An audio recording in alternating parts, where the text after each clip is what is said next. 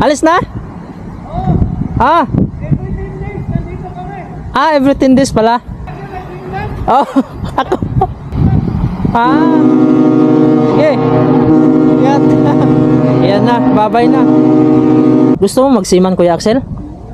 Paglaki mo, mag-drive ka ng barko or cruise ship. Gusto mo? Ayan, may cruise ship. Yun, may cruise ship mga kabayan. Nandun sa baba. Ngayon mga kabayan, meron kami nakikitang maraming tourists. So, hindi ko alam kung mayroon bang cruise ship doon. So, pupuntahan namin ng anak ko kung may cruise ship ba. Medyo umuulan mga kabayan, pero hindi siya malamig. Hindi malamig kasi maramdaman ko yung lamig. Hindi ako naka-gloves mga kabayan. Oh. Ayan.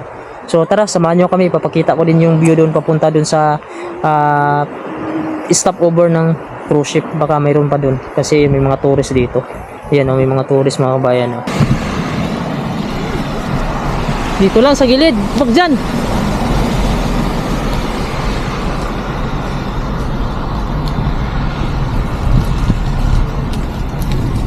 Ayan, so ngayon mga kabayan, no, malapit na kami doon sa may daanan ng cruise ship. Tingnan natin kung mayroong cruise ship doon.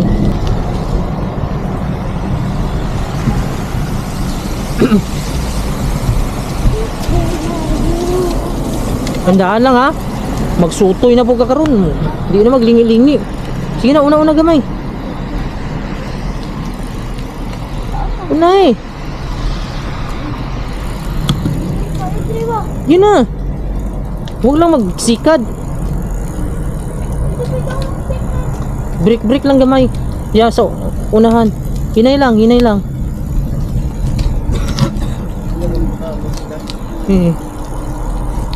Yan, ganyan lang takbo mo.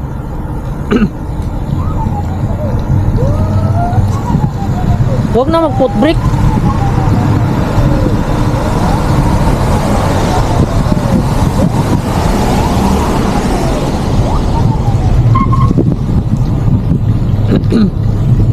Ayan, so medyo marami-rami yung lumalabas mga kabayan, no? Kahit maulan, kaya may lumalabas pa rin. Straight ka lang ha. Alam mo yung straight, diretso? Pero tingnan mo pa rin ha, yung traffic light, green dapat.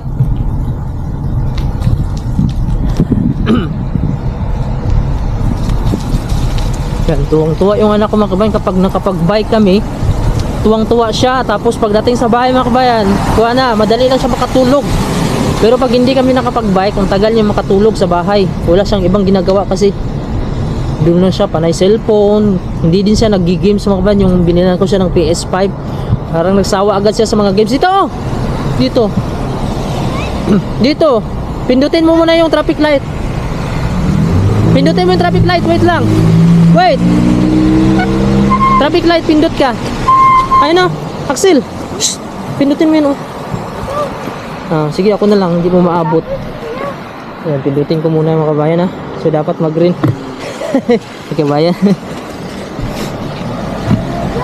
May kabayan na dumaan. Dahil mo yun, ha, mag-green, ha.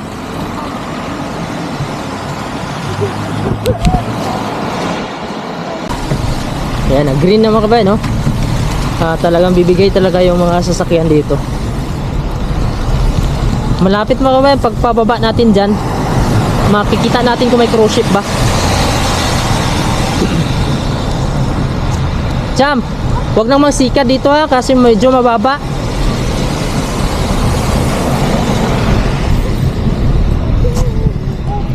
Hindi na maging ana, huwag sayaw-sayaw. May ma-out balance sa puga. Kaya napakasarap mo kayo mag-bike ngayon. Maulan, masarap pag may kape mga kabayan habang nagbabike. Sulitin ko muna itong pagkakataon na habang maliit pa yung anak ko, kailangan niya ako, malalayan ko siya. Kasi pag laki nito mga kabayan, sigurado ang kasama nito mga barkada. Minsan na lang ito makakabanding sa amin. Sa Pilipinas mga kabayan, hindi kami masyadong nagkakabanding nitong anak ko dahil sa Pilipinas kasi marami kasi mga bata. Tapos ang panahon doon, anytime pwede ka makalabas. Doon mga kabayan, hindi siya mapigilan kapag nasa bahay na siya. Pag aalis siya, hindi siya mapigilan kasi hindi namin alam kung saan na siya. Diretso dito sa baba. Dito? Oh. Tawid ka dun sa may puti, oh. Pero dito mga kabayan, hindi siya basta-basta makalabas dahil malalaman namin pag lalabas siya. Siyempre, susuot ka muna ng diretso ka lang sa may puti. Diretso na. Kasi malalaman pag lalabas siya, susuot muna siya ng mga kakapal na jacket, mga media, sapatos. At tamarin siya mga kabayan. Dito ka lang sa gilid. Medyo pababa na to dito ha. Huwag na magsikad ha. Alalay lang brake. Dahan lang. Dahan lang. Kasi mabuhilo ka dito sa baba. Malapit na kami dun sa cruise ship mga kabayan. Ang baba nito. I-brake lang kasi kuwan to, bababa to. Yung puti wag kang lalagpas dyan. Kinakain mo yung linya. Ayan, may cruise ship. Yun, may cruise ship mga kabayan. Nandun sa baba. Sige na, diretso lang. Huwag nang dumiretso, may dandahan lang Sam. Sige. May cruise ship mga bayan. Huwag lalagpas sa puti. Kasi may mga sasakyan. Mayroong cruise ship mga bayan sa baba. So ipapakita namin ha. Medyo pababa na to dito yung daanan, kaya sinasabihan ko yung anak ko na huwag magpatakbo ng mabilis. Tingnan mo nga hindi na nga sila makaakyat dahil sa sobrang taas na dito. Tinutulak na lang yung bike. So, malapit na po tayo sa cruise ship mga kabayan no? So, sana hindi pa malubat itong camera ko dahil medyo malubat na.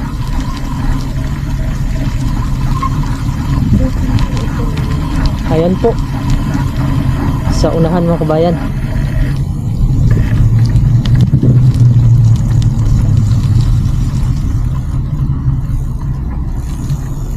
Ayan, so dito na tayo sa medyo patag. So hindi na delikado. Basta dito lang sa gilid. Ayun na po yung cruise ship mga kabayan. So hindi pa daw nakakita yung anak ko sa malapitan. First time niya daw makakita. So puntahan namin. Okay, diretso lang. Ayun na po. So sana hindi malubat itong cellphone ko. Ay itong camera ko. Medyo nagbattery low na siya. Yan. So kita ko yung saya sa anak ko mga kabayan no. Nakapasyal sa ng ganitong mga lugar. Diretso lang ha. Straight lang, straight. Straight lang. Maliit lang, hindi masyadong malaki. Mas malaki yung dati mga kabayan, yung napuntahan ko. Yung huli. Gilid lang, gilid lang. Ayan. So kaya pala maraming mga foreigner kanina mga kabayan, hindi naman mga Danish at Greenlandic. Malalaman ko kasi yung tao talaga dito. Parang na-memorize ko na yung mga mukha ng mga tao dito dahil hindi naman karamihan. Straight lang. Okay, straight ka lang. Diretso lang. Huwag dyan. Diretso lang dito sa baba. Sige na. Okay, diretso. Ayan na po yung cruise ship. Lapitan natin mga kabayan kung anong klaseng itong cruise ship na to ang pumunta dito sa Greenland ngayon. So kung anong yung pagpunta nila, maulan lang. Ha? Ayun no, medyo hindi siya kalakihan mga kabayan, pero maganda siya. Ayan, puputi. Ha? Sige, diretso. Playground, hindi man tayo makapasok. Bawal man, hindi man tayo nakapaalam. Sige, unahan mo ako dito, dito ka. Para makita ka sa video. Bilisan mo dito. Ayan mga kabayan, first time makita ng... Diretso ka, una ka. Una ka para makita ka sa video. Ayan mga kabayan, first time ng anak ko makakita ng cruise ship daw. Sabi niya sobrang laki. Sabi ko hindi pa yan malaki kasi mayroon pang mas malaki dyan. Napunta dito. Ayan po yung cruise ship. Yung pangalan ng cruise ship ay hybrid powered. Ayan. Ayan. So yun po yung anak ko. Bike siya. Huwag diyan pumasok, bawal. Dito lang tayo, picture tayo. Hello po mga kabayan. So ngayon nandito na kami ng anak ko. First time niya daw makakita ng cruise ship mga kabayan. Napakalaki daw. Pero sabi ko sa kanya hindi pa ito malaki. Parang kalahati pa ito sa mga pumunta dito. Yung pangalan po ng cruise ship ay Hybrid Powered by Fred Hope Nansin. Fred Hope Nansin yung pangalan mo kami, no? Ayan. Alis na? Ah. Every 10 days pala. Paano ba Ha? Oh, ako. Kuwan kasi yung messenger na maraming message, hindi ko ma-open. Nagnagahang. Puno. Gusto. Dito pala kayo. Gusto sana namin pumasok kasi bawal naman.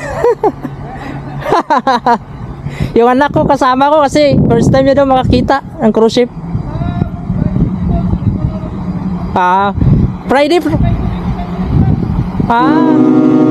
Okay. Ayan na, babay na. Ayan, Cham.